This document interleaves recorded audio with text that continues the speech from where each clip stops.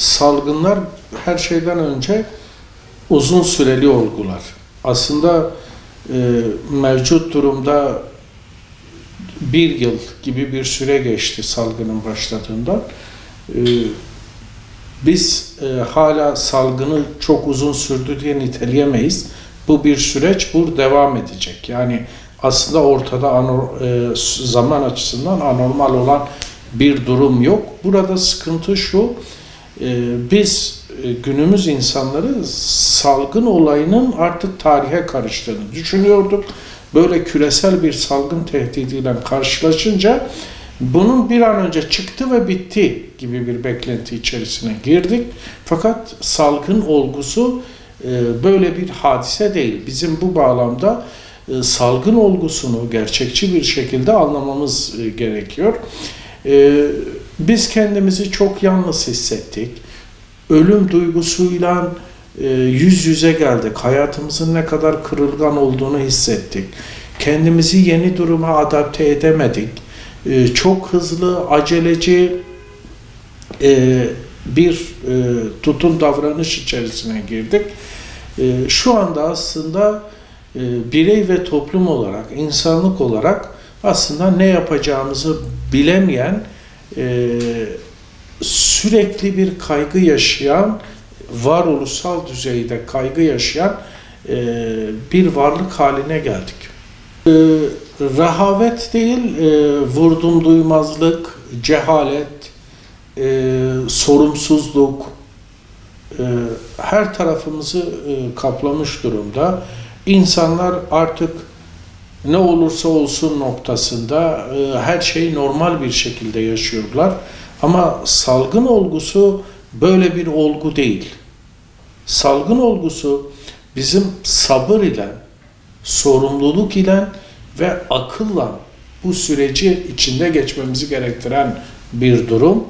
Biz sabrımızı yitirdik, sorumluluğumuzu yitirdik ve aklımızı yitirdik. Yani bu yani salgın olgusuyla başa çıkmak için sorumluluğa, sabra ve akla ihtiyaç var.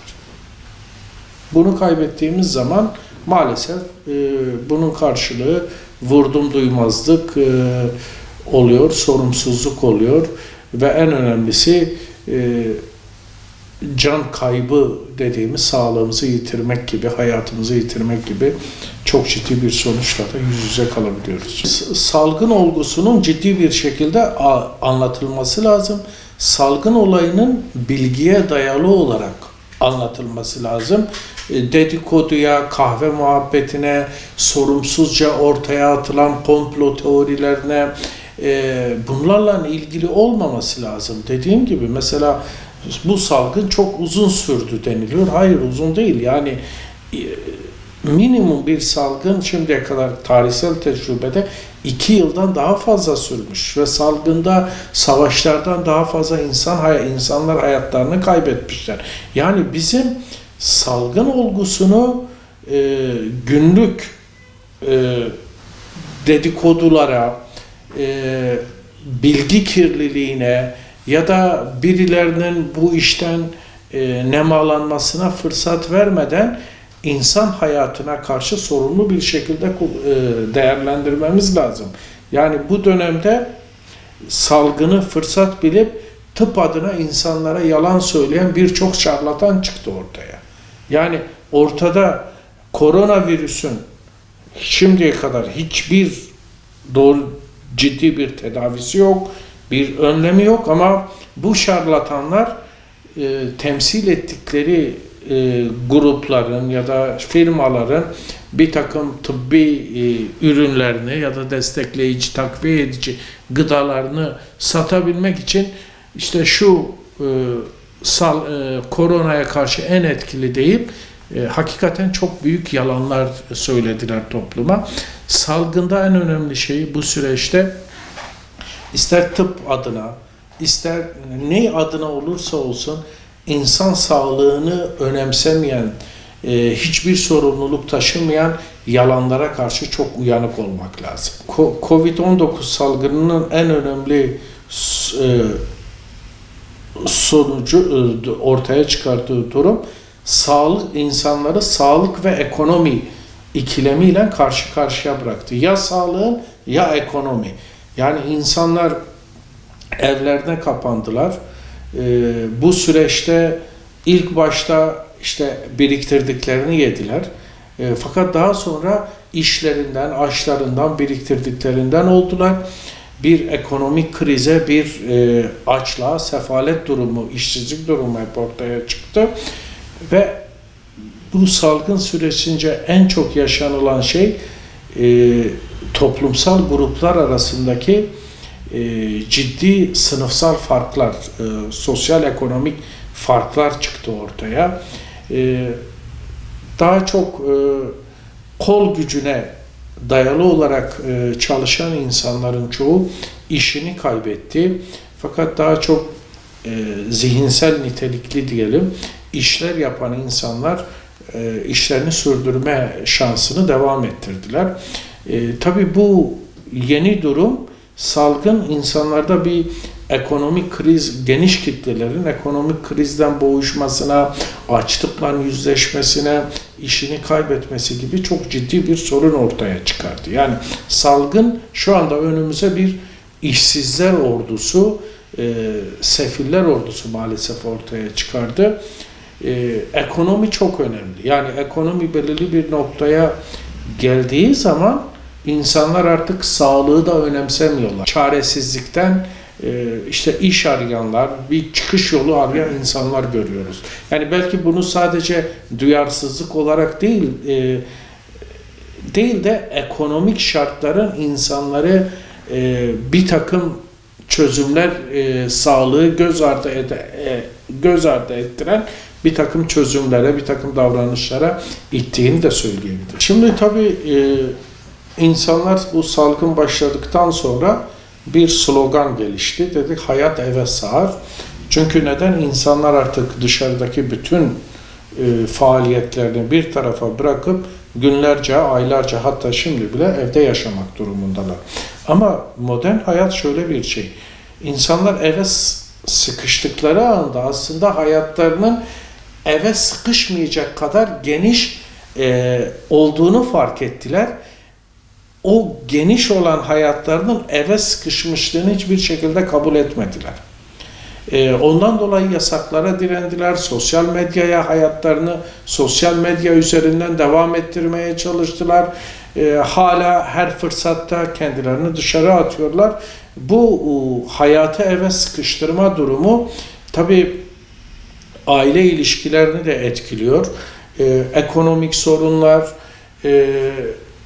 evde yeni bir hayat tarzı oluşturamama gibi sorunlar, sosyal medyaya yüklenme, yalnızlık duygusu, bu tarz hususlar belki mekan olarak aynı evde yaşıyorlar ama aile üyelerinin birbirlerini daha çok yabancı olarak görmelerine, hatta bazen bu sıkışmışlık halinden dolayı birbirlerini suçlamalarına, birbirlerini günah keçisi ilan etmelerine ve hatta birbirlerine şiddet uygulamalarına kadar yol açabiliyor.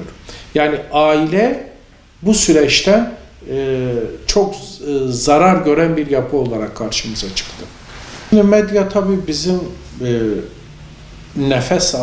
nefes aldığımız bir kanal. Çünkü biz dış dünyaya dair dışarıda ne olup bittiğini medya sayesinde öğreniyoruz.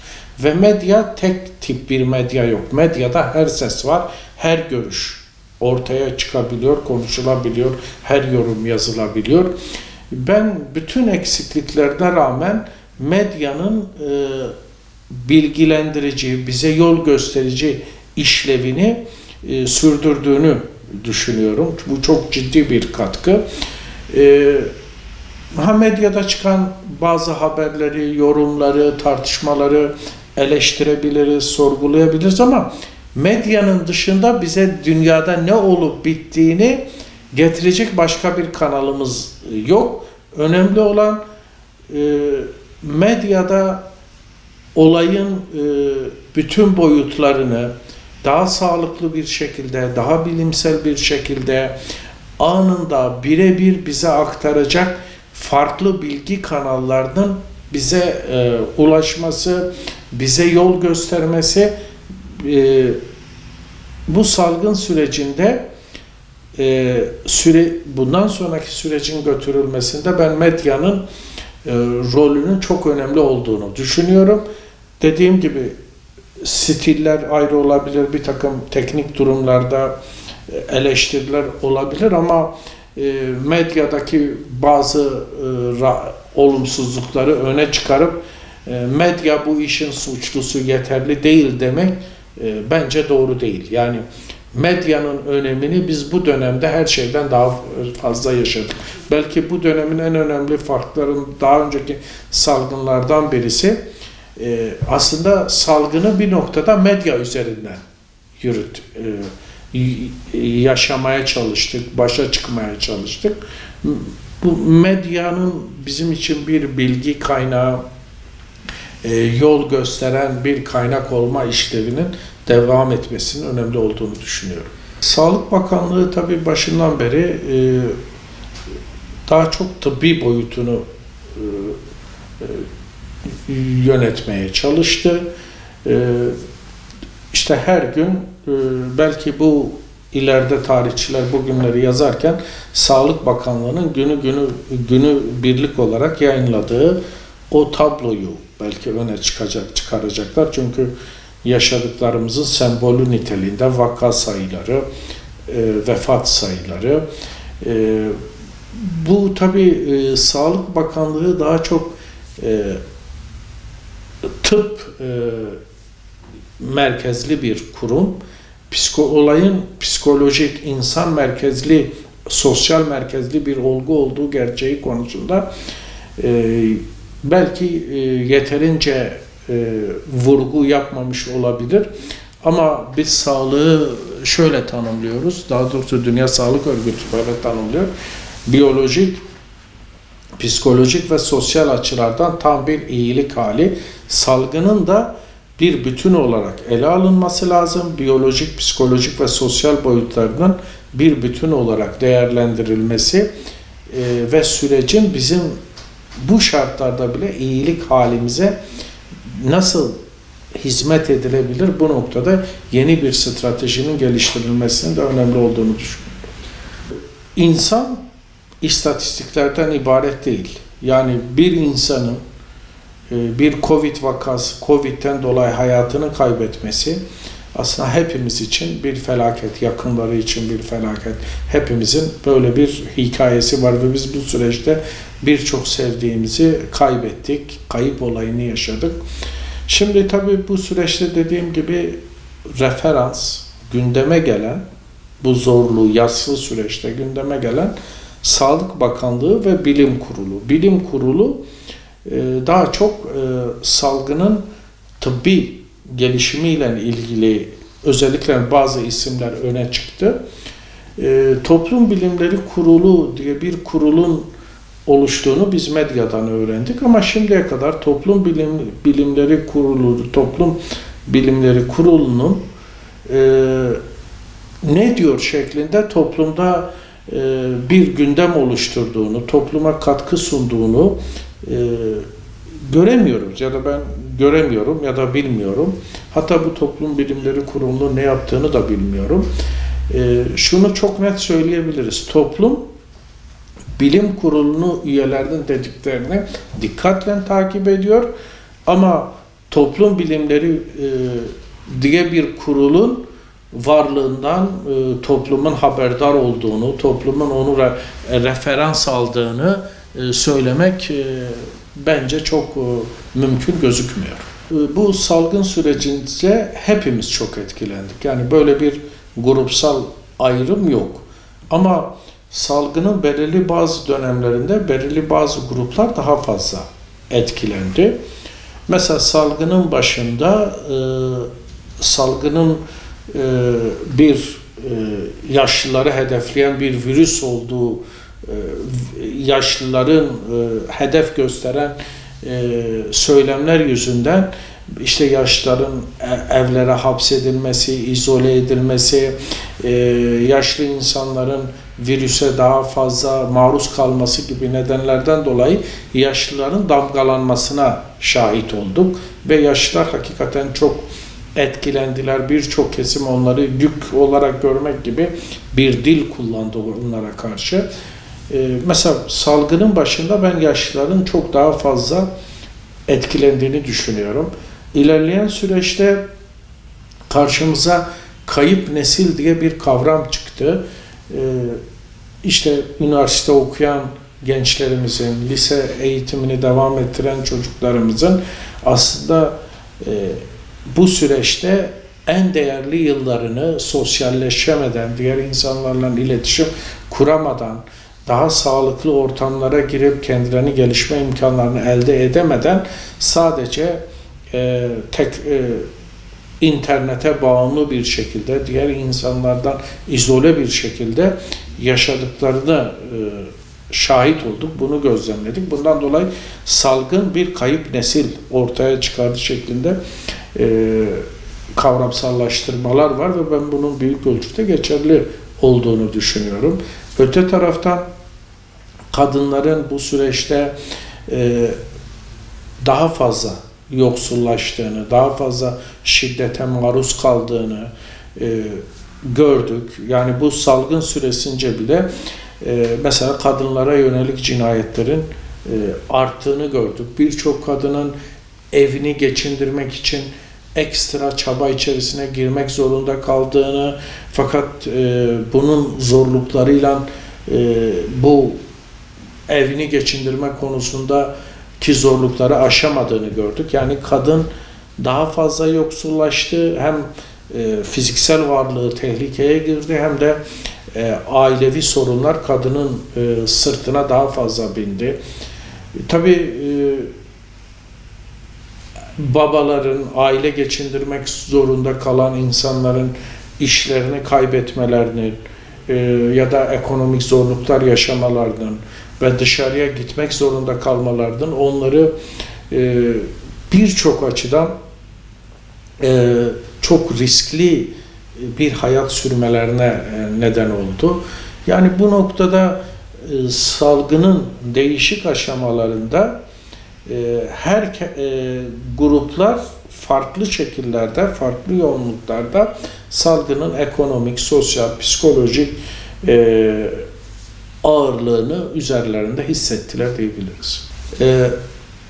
Covid-19'un bir karakteri var. Covid-19 istisna yapmamaktadır. Covid-19'un istisnası yok. Covid-19 herkesi dahil etmektedir ve herkese ona göre bir muamelede bulunmakta. Yani Covid-19 herkesin bedensel yapısına göre şekil almakta ve onu o bedensel özgünlüğü içerisinde etkilediği gibi insanlar da kendi özel ekonomik, sosyal, kültürel durumlarına göre bu salgından etkileniyorlar diyebiliriz. Yani herkes nevi şahsına münhasır bir şekilde Covid-19 pandemisinden değişik düzeylerde ve yoğunluklarda etkileniyor. Bu noktada istisna yapmamız mümkün değil diye düşünüyorum.